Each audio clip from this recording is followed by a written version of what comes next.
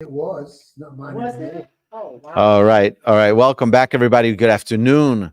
Welcome to the Thinking Talmudist podcast and class, of course. All of our podcasts are live classes. That's the secret here. Secret is I can't talk straight to a microphone. I can't talk to a microphone. I need to talk to human beings. So it's first a class, and secondary, it's on video, it's on Zoom, it's on podcast, but I need, human beings to learn with that help me focus and help me grow in my learning. It's all a selfish endeavor here. You know that, right? So it's for me to grow and to learn, and we're all on this journey together, hopefully. So the Gemara now discusses the rules for administering two charities mentioned previously in passing. Now we're tractate Bava Basra, 8b. We started last week in 8a. Tana Rabbanan, the rabbis taught in a brisa. Kupa shel tzedakah nigves b'shnayim. Contributions to the charity box are collected by two people. Umischalekes b'shlosha, and funds are distributed to the poor by three people. So two people to collect, three people to distribute. The brisa elucidates its ruling. Nigves b'shnayim, contributions are collected by a delegation of at least two people. She'ein osin shuror sal tzibur pachos mishnayim. Why? Because there's a known principle that with respect to monetary matters, we do not establish an authority over the public consisting of less than two people. Meaning you can't put a tax on people with less than two people. One person can't say, well, this is going to be a tax. Then it has to be at least two people. But when the funds are distributed to the poor people, it's distributed by a panel of three. Bedinim Amonos, for the distribution of charity funds, it is treated like all monetary laws. Okay, so now the Gemara continues. The Brisa continues. For the food, for the communal platter, which we mentioned last week, mentioned that there's the platter and there's the charity box.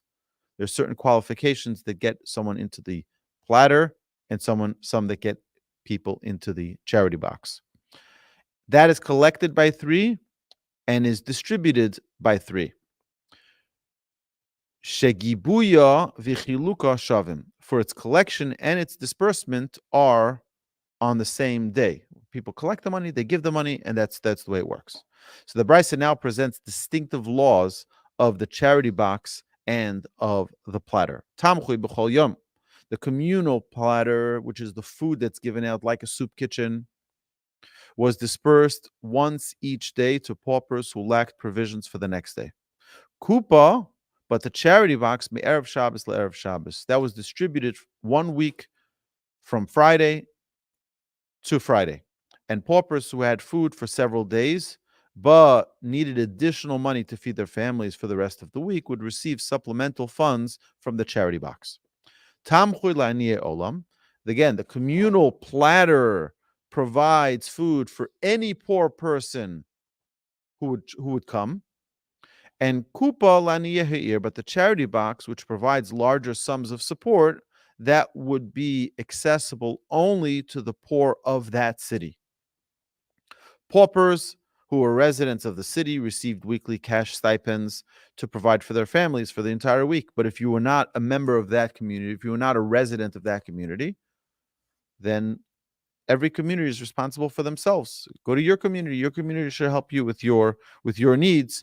But a community was not responsible to help members of a different community who were paupers. Again, if it was a daily thing, they came to the soup kitchen, that's one thing. But if they needed more funds to help with their children's, lunches for school and things like that, So now we have to understand that the Torah is very, very concerned about us helping those who are needy. It's a very big responsibility that we have, and the Torah charges us with this responsibility, that we need to ensure that the poor people are taken care of. And we see this in the Torah, we see this in all of the Mishnah and the Talmud, that there are standards put into place of how we handle poverty in our community. The Brisa teaches that transferring money between the funds was permissible. Virashoim bnei ha'ir lasos kupa tamchui, and the officials of the city are authorized to render the charity box a platter, v'tamchui kupa, and the platter a charity box if necessary, meaning because it's all charity funds, if this one needed more funds than that one, then you can cross them over between one to the other. That's fine. The Brisa adds a general rule, Lishanosa l'chol mash yirtzu, that they are authorized to divert excess charity funds to any purpose that they desire. So if there's no longer a need for funds in the charity box, so they can move those funds to another cause in the community. It means once it's, let's put it into a framework here. We're not talking about 501c3 and IRS regulations here. We're talking about halacha, the laws of the Torah. Once the money is charity designated, it doesn't need to be exclusively for that charity. It's meant for the public. People are donating it for the public use. So now, if it's not used anymore, like for example, if a 501c3 or a charity was disbanded, what do? You don't take that stuff, the chairs, the furniture, and keep it for yourself. You give it to another charity. That means once it's designated for public, it stays in the public. Okay, for public use. The Brisa concludes by enumerating other powers of the communal leaders. V'rashoim bnei ha'ir lahatznos al hamidos. And the city officials are authorized to stipulate regarding the measures, v'al ha'shorim, and regarding the prices, v'al schar polim, and regarding the laborers' wages, v'la'asiyas kitzason. And the officials are further authorized to fine those who transgress their stipulations, meaning if someone doesn't pay the taxes, right, the city has the right to penalize them, right? That's the way it works in our city. Where did they get that from? They get that from our Torah. And here the commentary says, who's they? They are allowed to impose stipulations. They is, again, a minimum of 2 people. Okay, a minimum of 2 people. The Gemara teaches the source of an earlier ruling that we spoke about. Omar, the master stated previously, Ein osin shororos ala tzibur pachos mishtayim. We do not establish an authority over the public consisting of less than 2 people. Right? We mentioned that previously, remember, right at the beginning. Minani Mili, where do we know this from? Again, everything we talk about, everything we mention needs to be sourced. Anybody who tells you that, it's just the rabbis made up rules because whatever, they pulled it out of a hat, they wanted to make our lives miserable, is ignorant and doesn't know what they're talking about. Everything is sourced in the Torah. Where's the source for this? Amar Rab Nachman. Amar Kro. Rab Nachman says it's a verse in the Torah. Veheim yikhu es hazav, and they will take the gold. Who's they? Why they? They means 2 or more. When they were collecting the tax for the tabernacle, who collected it? They. It was 2 or more. Scripture refers to the officials that collected donations from the public for the construction of the tabernacle, and it stated they in the plural. This teaches that with respect to money matters, we may not establish an authority over the public consisting of 1 individual. There always has to be 2 people collecting, 2 people who have oversight. That's why in an organization, you need to have 3 people in an organization, right? By law in the United States, to have a 501c3 nonprofit, you need to have 3 officers because you're going to be collecting money and you're going to be dispersing money. There needs to be oversight for it. That's precisely why, and that's the source for it. The Gemara infers from this ruling, Shuroros hu velo dilo avde. It is an authority that we do not make of 1 individual. Ho haimune mehemen. But with regard to trusting an individual, he would be trusted to serve as the administrator of the charity fund. Misayel Rav Chanina, this inference supports right? So giving it out, he's saying, giving it out, you could trust one person, and he brings a proof from Rav Chanina. Dam Rav Chanina says, Maseh v'mino Rebbe shnei achin ala kupa. It was once happened that Rebbe appointed two brothers to serve as the administrators for the charity fund. Concerning matters of trust, two brothers are regarded as one individual, right? Like two witnesses, if they're brothers, then they're only counted as one witness. For one may not testify against the other. Hence, it was as if Rebbe appointed one person to administer the charity fund. Okay. Now, the Gemara stated above that collecting from the charity box must be performed by at least two, because one individual may not be appointed in authority over the public. The Gemara now inquires, Mai Shurusa. What element of authority does collecting donations for the charity fund entail? I mean, we make a campaign. We're raising money for public funds. We're raising money for a community need. So what type of authority is that? The Gemara replies, the Amar Rav Nachman Amar Rabba Baravua, there is nevertheless an element of authority. For Rav Nachman said in the name of Rabba, the son of Avua, because collectors are authorized to seize a pledge from an unpaid charity obligation. And even, what is that referring to? We'll see in a second. And even on Sabbath Eve, their function entails an exercise of authority, and so too collectors must be assigned to this task. Okay, what does this mean? When every Jew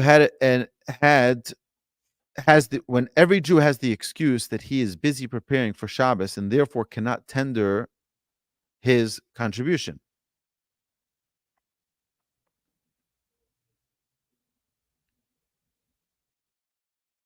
Okay, everyone is busy. There's a known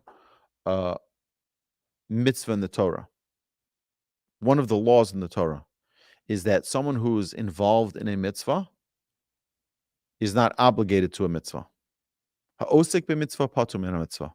If I'm busy doing a mitzvah right now, preparing for Shabbos, I'm not obligated in another mitzvah. All right? So here,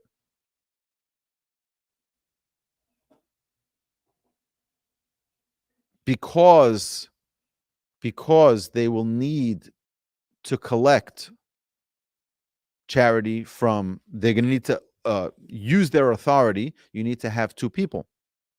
The Gemara objects to Rav Nachman's statement, and he says, Eini, and is it so that collectors may seize pledges? Right? Meaning someone made a pledge. So let's go, pay it up. No. What do we say? He's busy. You can't bother him. Gemara says, yes, you can bother him. He's busy doing a mitzvah.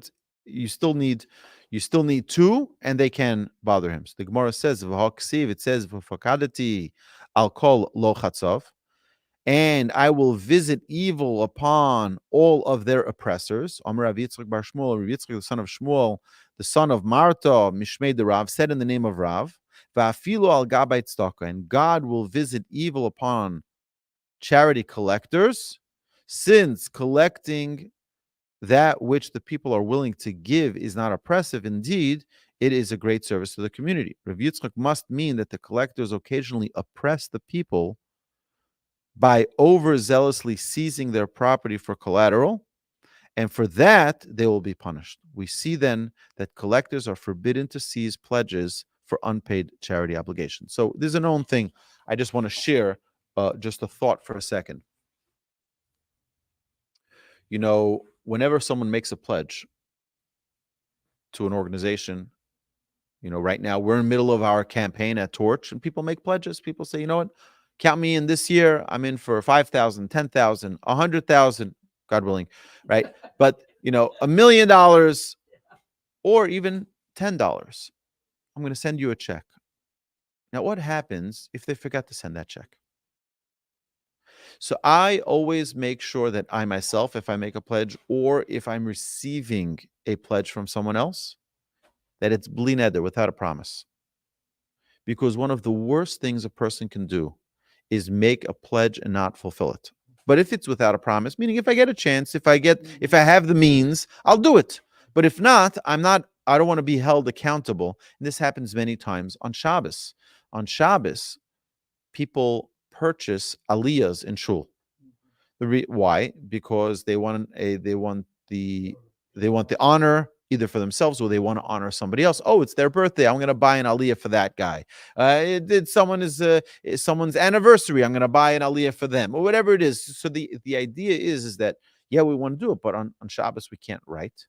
On Shabbos we can't notate our account online that we should send the contribution to the synagogue. So comes after Shabbos, and we're busy with 1,000 other things. We may have forgotten to make that pledge, to fulfill that pledge.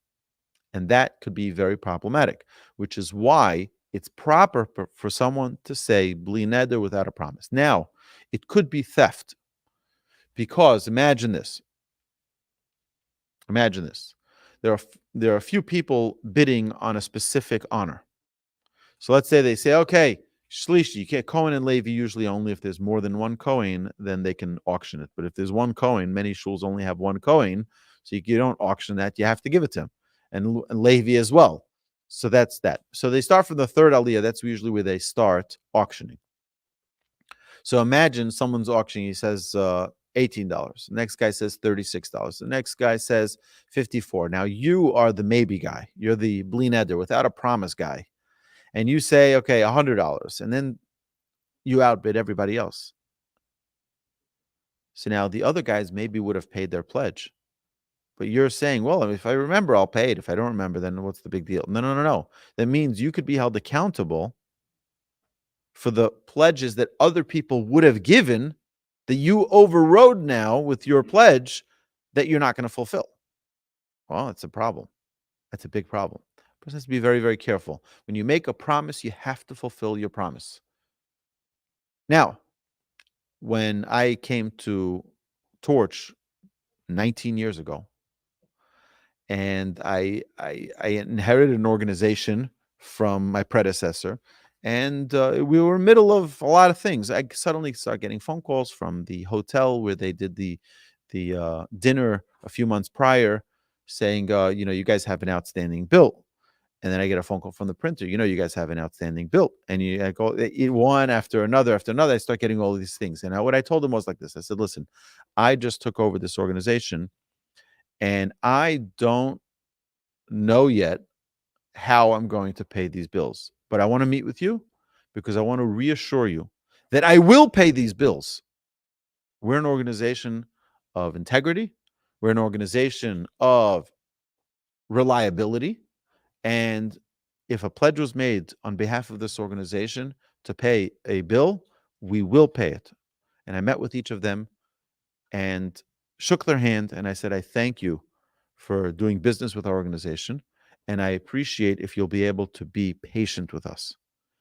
And every one of the vendors told me, you're the first person to ever do that for me. She said, usually when they have such a turnover, they try to erase the bill. They're like, sorry, I didn't make this agreement with you. It was a previous person, and therefore I'm not responsible for what they pledged. You can run after them personally, but I'm not going to take responsibility. He said, here, you came down to my office and you told me that you acknowledge this bill that you have outstanding, and you took full responsibility. He says, as much time as you need, you have it.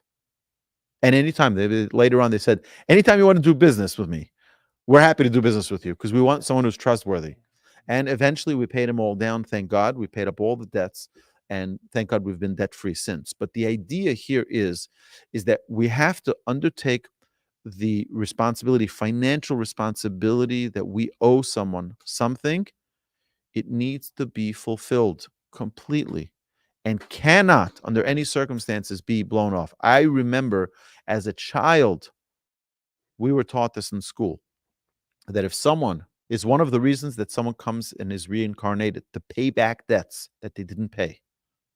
It's a very severe thing.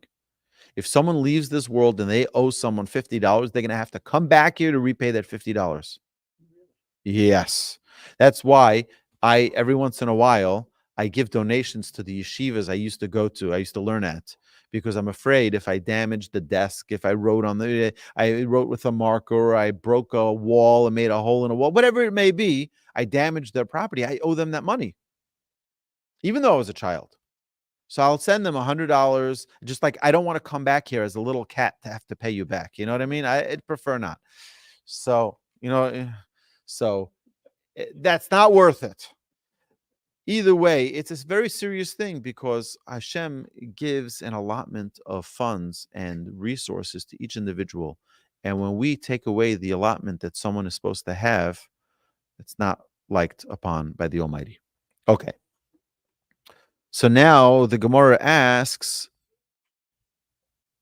how is it possible you're saying that these collectors can go and seize assets for the debts that people have to charity? We know that God refers to them as evil, and God's going to pay them back negatively, in a negative way, for mistreating people and going after them for collecting those debts. So the Gemara replies, Lo kashya. No, it's not difficult. Hod de amid v'hod de lo amid. This law of Rab Nachman applies when the contributor is wealthy and has not contributed what he is capable of giving. But the law of Rab Yitzchak applies, meaning the law where he says that even charity collectors will be faced with evil reprimand if they go after them. That's referring when they're not wealthy and they don't have the funds, and you're still coming after them and you're choking them. That means there's a difference of how we apply the law based on the resources the individual has. So if a person really has and they're just playing games, so that's a big problem, and you can go after them. But if they are not capable, they're poor, they lost their... I want to tell you an amazing story. There's two people came once to a village back in Europe, and they went to the cemetery. Cemetery is where we go as Jews. We go when we go visit a city. Unfortunately, in Europe, there's nothing left of the cities. There's only cemeteries, Jewish cemeteries. So you go to the cemetery, and they go to the cemetery, and they see that outside of the main cemetery, there's a grave. And on the tombstone, it says, over here lived Yussel the miser, the holy miser. Yussel the holy miser. Right next to him is the rabbi's tombstone, outside of the cemetery. It's like they had an annex. They had to annex it, add it to the cemetery. What happened? So they go into the shtetl, into the village, and they ask the rabbi, what's going on? What's the story here? So he says, let me tell you. There was a very, very wealthy man who was a known miser. This Yussel, very, very known, how much money he had. He didn't give money to anybody. He says every single time there was a poor person, the poor person said, you know what, I'm going to go to Yussel, even though he's a miser and everybody, my story is going to be different. And I'm going to be able to persuade him to give me. Okay. So everyone says, good luck. Good luck. Comes into the house, and Yussel would greet him nicely. He'd be like, wow, come inside, let me help you. What do you need? And he would open up the table for him and give him fine, delicious delicacies, and while he's listening to everything that he needs, he'd say, I got injured, or I lost my job, and so on and so forth. How many children do you have? And he would inquire lovingly and kindly about each of these poor people. And one at a time, he would listen to their sorrows. And then he would say, and where do you live? And he would get his address. And then he would say, and how much money do you need? And he would say, I need he says, for my family and for our upkeep, this is what we would need. And then suddenly his kind, beautiful face would turn into a face of anger. And he would grab this poor person and say, and you think you're going to get this from me? And he would throw him out of the house. Don't ever come back here again. Wow. And then the next poor person would come, think he would change the mazel, he would change his luck, and the same thing would happen. The same thing would happen to each and every poor person. Now, what happened is that when Yussel was on his deathbed, the people from the community, the authorities of the community said, listen, Yussel, we all know that you have money and we need you to pay for your own burial. He says, I'm not giving you anything. They said, listen, if you don't give us from your own burial, for your own burial, we're not going to bury you. So he said, I don't care. I can't give you. And sure enough, he died on I think it was on a Tuesday, Monday or Tuesday. And they didn't bury him. No one wanted to bury him. We're not going to bury him. But the rabbi had a dream that this was not just Yussel or the miser, but this was the holy miser. He was a very, very special person. Why? Because what happened? Wednesday morning came around and poor people started knocking on the doors of the rabbi, one after another after another. And he's like, what's going on? He says, I don't have money. What do you mean you don't have money? What did you do last week? He says, I don't know. Last week I would get an envelope under the door with cash. And one after another, people were complaining that that envelope wasn't coming anymore. And then the rabbi realized that when he threw them out, he wanted them to not know that he was the one that was going to be supporting them. And he would put every Wednesday morning, because that's when you start preparing for Shabbos, he would put an envelope under each door. He would get all the information of how much money they needed. He would get the information of where they lived, and he would put the envelope under the door. And this Wednesday morning, they didn't get that envelope. Thursday morning, even more people would come to the rabbi. We don't have any money. We don't have, our support is gone. And they realized that it wasn't Yussel, the Kamtzen Yussel, the miser, but it was Yussel, the very, very holy miser. And he was already buried outside of the cemetery. But the tombstone, they made sure that they did correctly. The rabbi said, to honor this holy miser, I'm going to be buried next to him. And the rabbi was buried next to him. And generations later, the story was always told about Yussel, the holy miser. We never know what someone has, what someone doesn't have, and we never know what someone is giving to. I can tell you myself that I have been privy to information about charity contributions that people gave.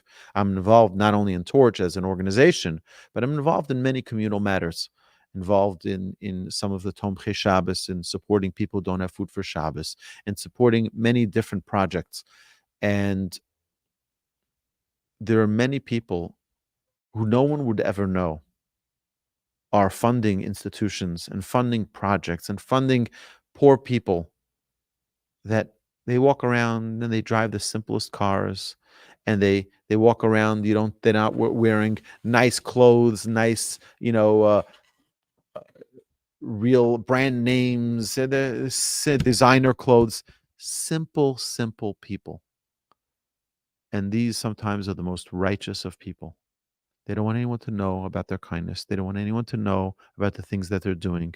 They just want to be private. And people go to them.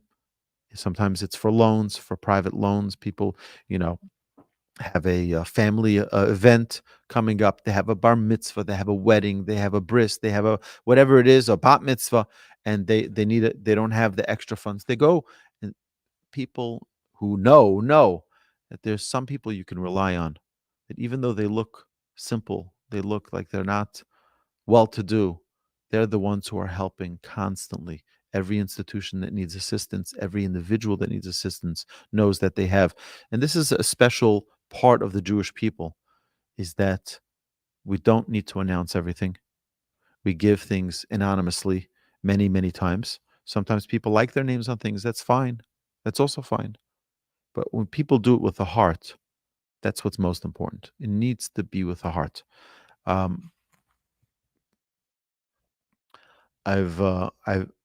have many stories to share on this matter, but we need to continue the Talmud. Any questions so far? Yeah, when they say two, is that assuming that there's 3 people on the committee? If there's 5 people, would they need 3?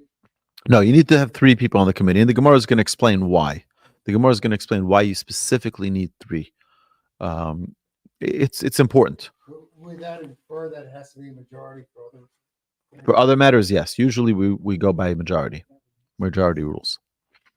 I'll just tell you a quick story. My great aunt, may she live and be well. Her name is Bambi, and she was the head midwife of Shaare Tzedek Hospital in Jerusalem.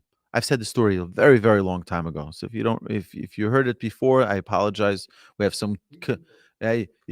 So she was delivering babies every night. Unfortunately, she never had any of her own children, and she would be in the hospital delivering baby after baby every night on night shift for 50 years. She delivered over 50,000 babies. She delivered me, and she delivered my son. My son Dovi was born in Shaare Tzedek Hospital in Jerusalem, and she delivered some of my siblings as well in the United States. Like I remember my mother was once going into labor, and she was visiting there collecting for her charity, Bambi. So my mother says, "Why don't you come to the hospital with me and you deliver the baby?" So my mother says to the doctor, this young doctor probably delivered 16 babies, and he says to like, "What are your qualifications?" She says, "Whatever. I only delivered like." At the time, probably 35,000 babies. She's like, "Oh, I'm sorry. You please go right ahead." It's like, so really an unbelievable woman. But one of the things that she would hear from the ladies who were giving birth is sometimes women were facing challenges at home with finances. A poor family having a baby, and mother would be crying, "I don't know how I'm going to support the baby. I don't know where we're going to have money from." Either way, so she started a Matan Beseter, which is giving anonymously, an organization that is such a holy organization, because you'd give money to the organization and the organization would distribute it anonymously. Nobody knew. So the giver doesn't know who's the recipient, and the recipient does not know who's the giver. And they would support hundreds of families that needed on a regular basis, a little bit more for the holidays, for basic necessities. Very, very special organization. She was here in Houston a couple of times, and we had a fundraiser for her. Uh, I want to dedicate the learning that we learned today to her honor and to her, well-being, that she should be well. She should live many, many, many years in good health. Amen. She's already retired from the hospital, and Hashem should give her continued strength. So now the Talmud continues. Yeah.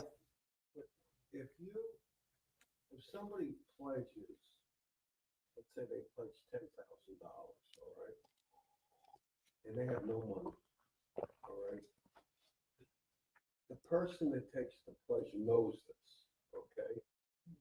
Can they still go after that guy and call him up, because they knew he couldn't pay to begin with, and maybe he's saying right. So look, people have to be right. So people have to be responsible. That's for sure. I'll tell you. I had a guy who came over to me one time. He says, "Rabbi, I need to meet with you immediately." He says, "I'm about to close." We met at Starbucks. I remember this as clear as day. You remember the story I told you. And he says, "I'm about to close a deal. I need your blessing. When I close the deal, I'm going to give you $50,000. And sure enough, I didn't hear from him after that. And I met him a long time later. I'm like, he's avoiding my phone calls. And he told me that, yeah, we closed the deal, and I decided instead of giving you that money, I'm going to invest it for you. I knew right away that it was not a genuine pledge. And some people, like, I believe in his heart he really meant it. He really meant it, but in reality he couldn't hold up to it. So, what do you do? That's what you do. What can you do? That's the way it is. Either way, Hashem has been very, very, very gracious with us and very kind with us. That, what, when someone says that they can't, we accept it and we will acknowledge them just as kindly as we would. To me, it doesn't make a difference if someone gives $1 million or gives $0.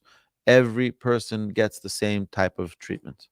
We smile and we greet them warmly and lovingly, regardless of their financial status and regardless of their financial capability. That's not what we're here for. You don't want to teach that. Look, yeah, there are organizations that will run after you till your death to get you to pay that $10 pledge that you still owe them. But it is what it is. Okay. Either way, we have to learn. The Torah teaches us to be considerate of others, and that's what we need to be very, very conscious of. The Gemara relates an incident to illustrate that wealthy people are treated differently. Ki hode Rava. There was a story once with Rava, and we see that the rich may even be compelled to contribute from this story. Ich pay l'Rav Nosson bar Ami. When Rava was collecting for charity, he coerced Rav Nosson bar Ami, who was a very wealthy man, v'shakol minei 400 zuzim l'tzedakah, and he took from Rav Nosson 400 zuzim for charity. Similarly, collectors are permitted to seize collateral from wealthy contributors. So we see that he went after him, meaning not after him. We think of it going after him as like we're going to pursue them. He went and he was able to collect from him 400 zuzim for charity. Why? Because he was a wealthy guy. Someone who can do more should give more. Someone who can do less gives less. The Gemara extols the virtue of charity collectors. Okay, so this is for anybody who has issues with torch collecting money. Just know that there's some virtue to it. Okay. Veha maskilim yazhiru kizayar rikia, and the wise will shine like the radiance of the firmament.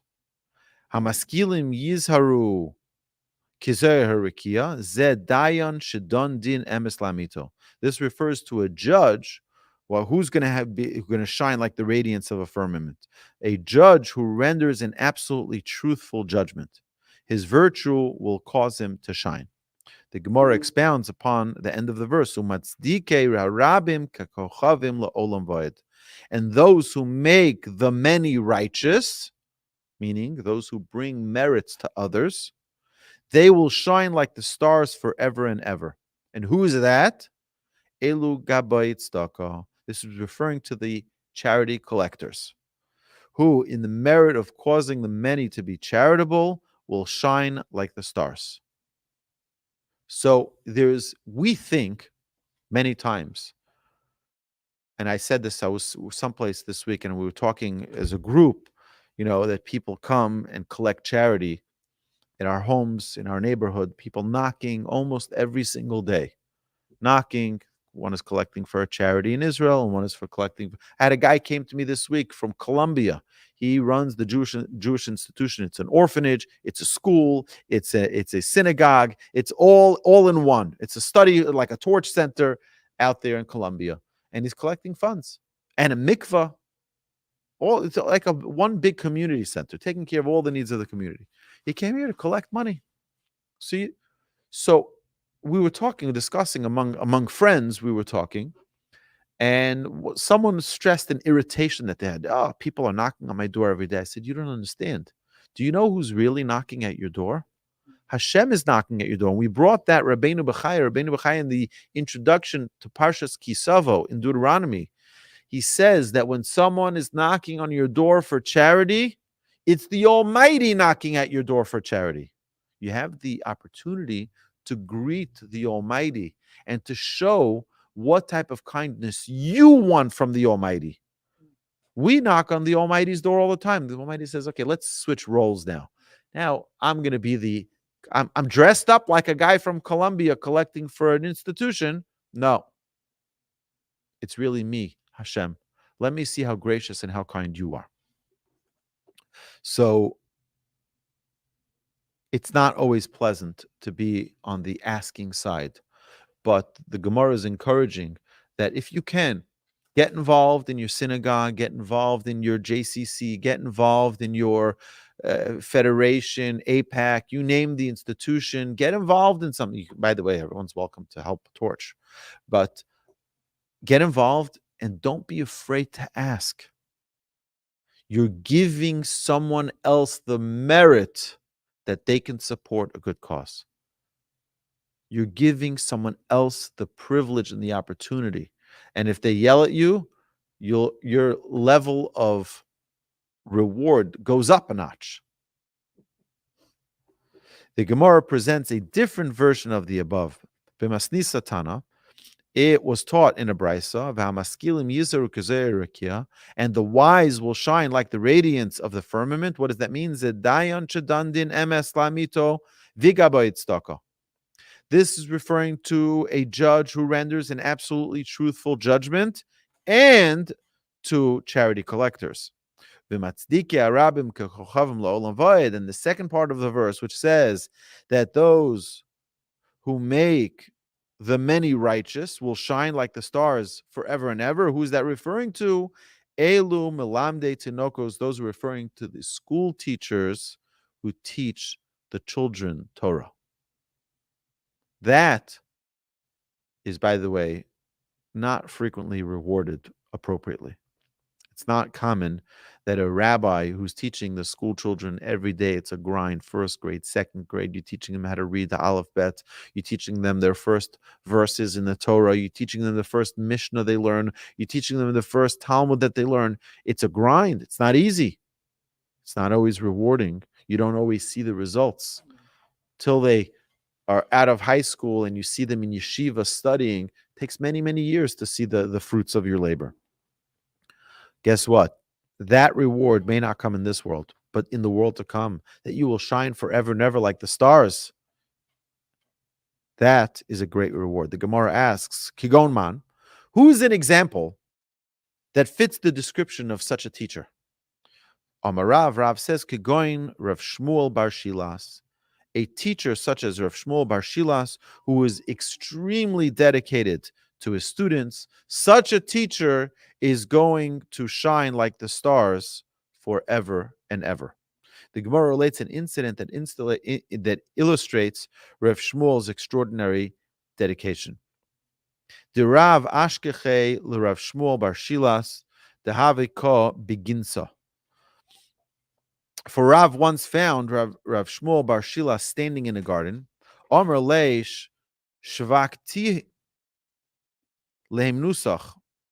Rav said to him, have you abandoned your trust, meaning your children? Amar lei, Rav Shmuel said to Rav, Ha tlesar shnin delo chazili. It has been 13 years that I have not seen this garden. V'hashta nami daita alvoyu.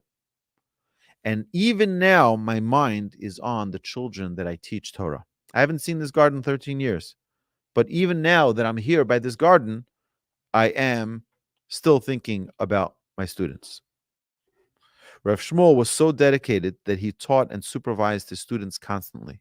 Rav was therefore amazed to see Rav Shmuel alone, away from his students. According to Rabbeinu Gershom, Rav questioned whether Rav Shmuel had quit his job. What does it refer to?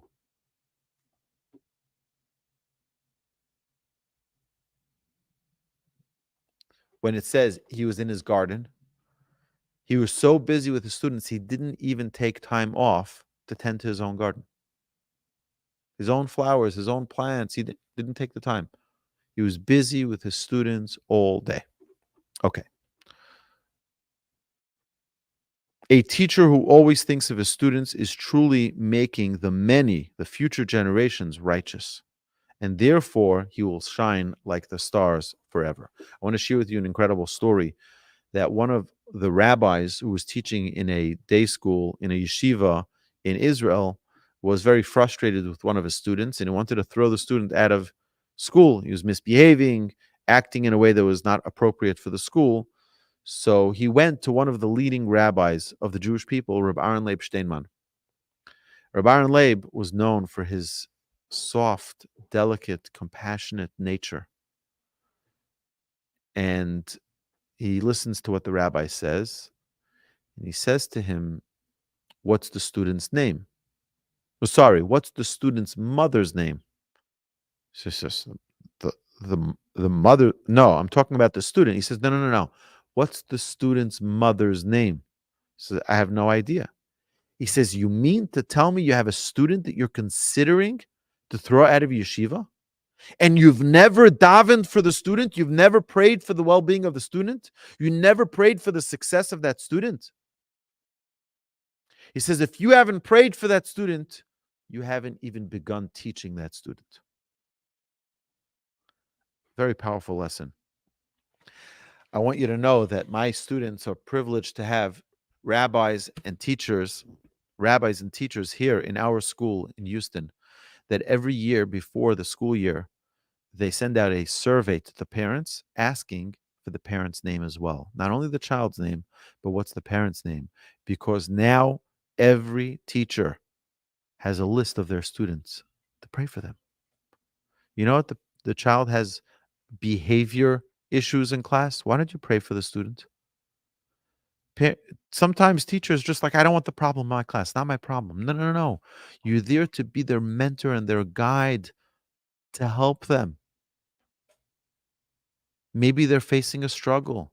Maybe they're facing a life challenge. Maybe the parents are going through a divorce. Maybe they just moved homes. Maybe there's something that's traumatic for the child that you don't know about. As a rabbi who's caring and concerning, pray for your student. I want you to know that I pray for every single one of the Torch students. Not only those who are here in the class today and those who are listening, I do. I pray because everyone needs success. Everyone needs assistance. And you know what? I also pray for their livelihood, for their success, because that's we're a family here. We're a family here. It's not like I have my job, you have your job. No, no, no, no. We're one team. And we're united one another. Yes.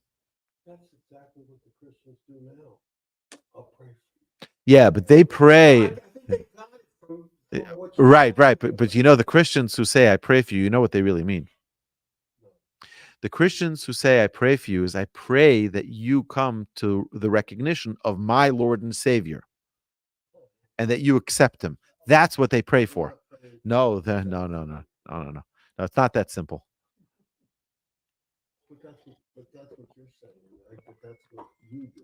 I pray that every person succeed and maximize their potential in every area of life. In their marriage, they should be successful. By the way, I've had people come to me and tell me here in this Torch Center, say, Rabbi, I've had enough. I want to divorce my husband. I want to divorce my wife. I wanted this. I wanted that. You know what I do? I don't have the answers. I go and I pray for them. What else can I do? I don't have the magic bullet. I don't have the answers. I have no idea what to do. What am I supposed to say? I pray for them. I think the Reverend John Hagee means what he said. Yes, there are some special people out there. There's no question. There's some special people out there that yeah. Okay, so now after revealing the tremendous honors these worthy people will receive, the Gemara asks for Rabbanon Mai, and what is written about the rabbis who study Torah constantly? What's their reward? We know about the school teachers. We know about those who collect charity. We know about those who give truthful judgment. But what's about the Torah scholars? The Gemara answers, Amar Ravina. Ravina said that the honor to be accorded the rabbis is described in the following verse. Ve'ohavav ketseis hashemesh bigvuraso. But those who love Hashem shall be as the sun going forth in its might. The light that Torah scholars merit is the most brilliant light by far. So here's the amazing thing. I don't know if I'm a Torah scholar, but I know that I spend a lot of time teaching Torah. And this organization, imagine teaching Torah, having students, and being a collector of charity all in one. You get all of those merits by supporting Torch. Isn't that incredible? Hopefully we're Torah scholars. Hopefully I try. I every day try to learn more and more to advance my knowledge of Torah, to teach students, which we do, plentiful of that, and to be collecting charity. I'm not a judge yet, but I think it's a very, very special thing that people can can support us. I want to share with you now the next Gemara. The Gemara discusses various laws designed to protect the reputation of charity collectors. Very important.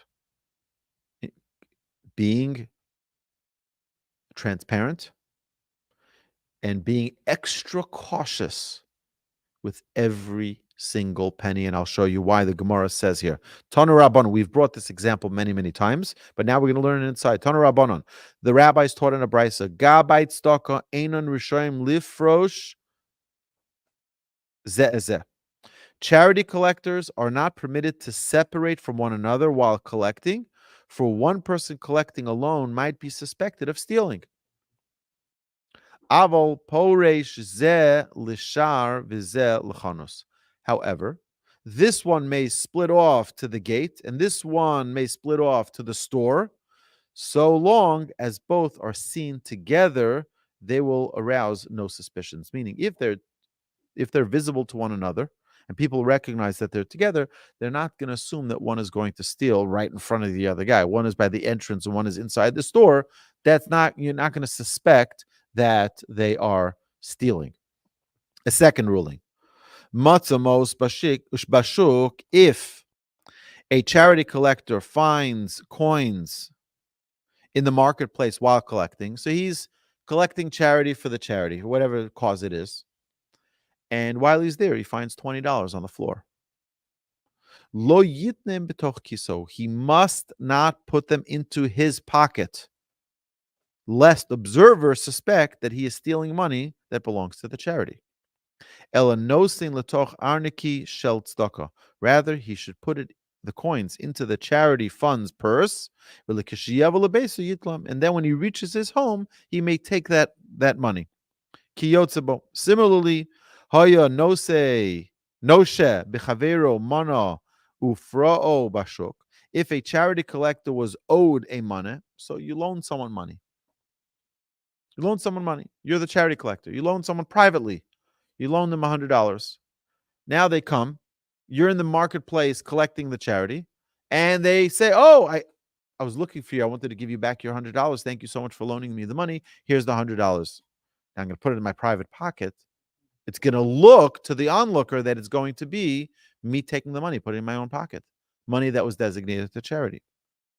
She says, "Lo yitnenu l'toch kiso." Do not put the money into your own pocket. Ela nosnan l'soch arniki shel tzedakah. Rather, you should put the money into the charity fund's purse. L'kashiyavel abeso yitlem. And then when he reaches his home, he may take his payment. Why? So that it shouldn't look like something which is unscrupulous, something which is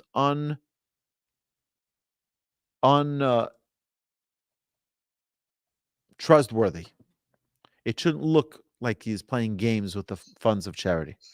This is a very, very powerful thing for us to realize, that there needs to be, in an organization that collects charity, in any charity, there needs to be oversight. Oversight, not because we suspect, so that people should be able to rely on it. People should know this money is being handled appropriately because there is oversight, and therefore we have confidence that it's being done properly. And so that the people who are collecting the funds should not be suspected by others of being dishonest.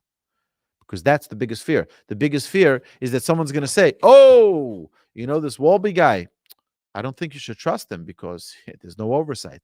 Like this, people know there is oversight, and there's an internal audit annually, and there's someone who's overlooking everything. Oh, that's something I can trust. And that's very important.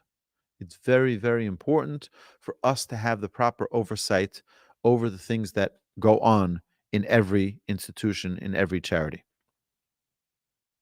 So now the Gemara quotes another brisa that further instructs how to protect the reputation of charity collectors. Tanu Rabbanon, the rabbis taught in a brisa, Gabay tzedakah she'en lehen aniyim lechalek, administrators of a charity fund that have no poor people to whom to distribute money, and thus are left holding the surplus of coins in the fund. So now they raised $100,000. They only needed $50,000 at the end. Now they have an extra $50,000 sitting in the fund, and they don't have poor people to support anymore because thank God everyone's got a job and everyone's got to find livelihood. Now, what do they do with that surplus of money? Portin le'acherim, they should exchange the copper coins for other people. Ve'ein portin la'atzmon, but may not exchange them for themselves, lest people suspect that the collectors are allowing themselves a favorable exchange rate and are thereby stealing from the charity fund. So you want to pull it out of cash, right? You don't want to sit there with dollar bills. You want to put it into the account of the right, or put it into coins. That those days they didn't have banks, so they'd put it into bigger coins. But what's the rate for those coins, for those silver coins, the copper coins, whatever it was? So the exchange rate, you wanted to make sure that it was, in general, by the way, if someone is being asked to exchange money, take out money from a charity, you don't, it's the same thing, by the way. The halacha says that if someone is in the marketplace and they're the charity, the person collecting charity or giving out the charity, they can't exchange it from their own pocket. They should, right? They have to be very careful. Similarly, administrators of a communal platter that have no poor people to whom to distribute the foods that was collected, the food that was collected, should sell the surplus food to others and hold the proceeds for purchasing for other food as needed.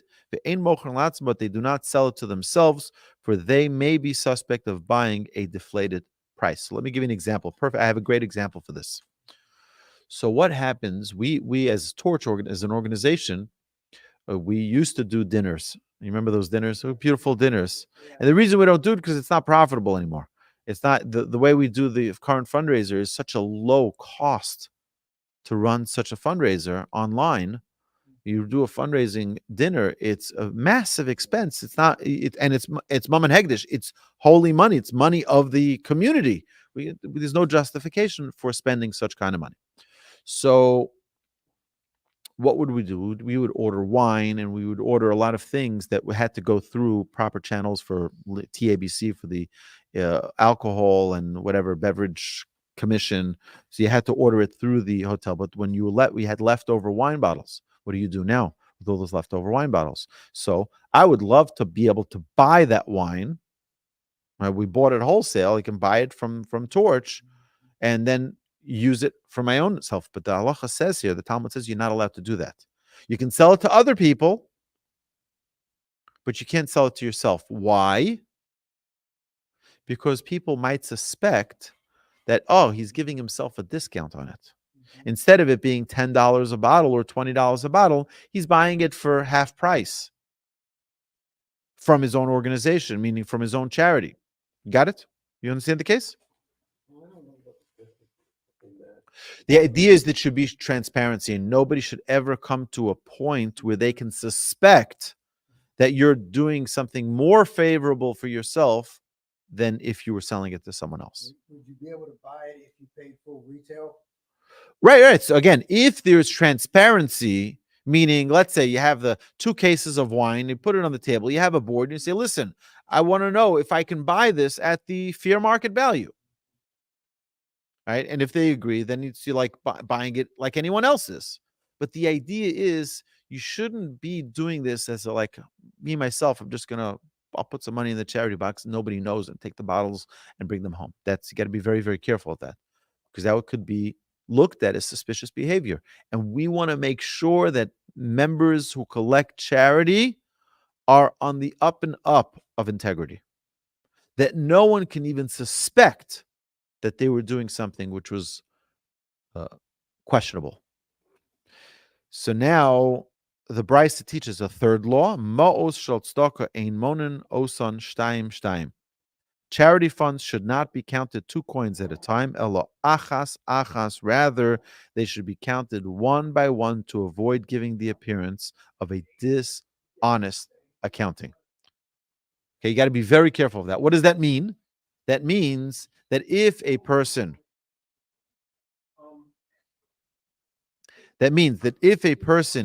is counting coins, you know how we count coins. Sometimes we count them 2 at a time. You count them 2 at a time, so it goes faster. Not with charity money.